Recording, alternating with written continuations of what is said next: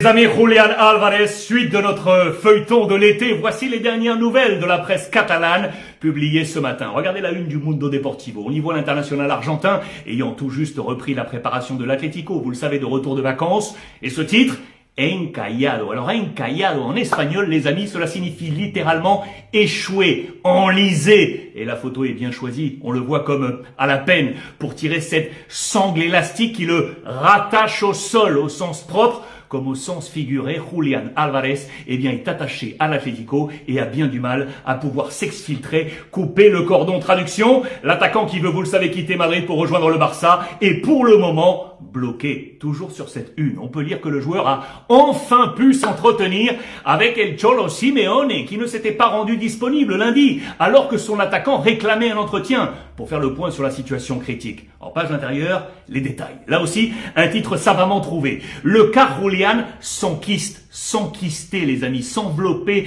d'une coque protectrice pour former un kyste, traduction au sens figuré, se figer dans une situation bloquée. Hier mercredi, Julián a donc pu enfin s'entretenir avec son coach pour lui réitérer son envie de quitter l'Atlético pour rejoindre le Barça comme il l'avait publiquement avancé le 22 juin dernier, en pleine Coupe du Monde. Lundi, Simeone était donc absent. Il avait profité du jour off pour aller se détendre en famille à Ibiza. Mais le coach de l'Atlético avait déjà été clair sur le dossier Álvarez. Depuis le début de la préparation estivale, il répète à chaque occasion la décision prise par le club, à savoir que Julián Álvarez ne bougerait pas cet été 2026, quelle que soit la somme mise sur la table. Vraisemblablement hier matin, lorsque les deux hommes se sont entretenus, très tôt, au centre d'entraînement, avant la séance, El Cholo aurait gardé cette même posture face à son attaquant. Selon plusieurs sources internes au club, l'échange aurait été cordial. Simeone aurait rappelé qu'il s'agit là d'une décision du club, en l'occurrence du président Enrique Cerezo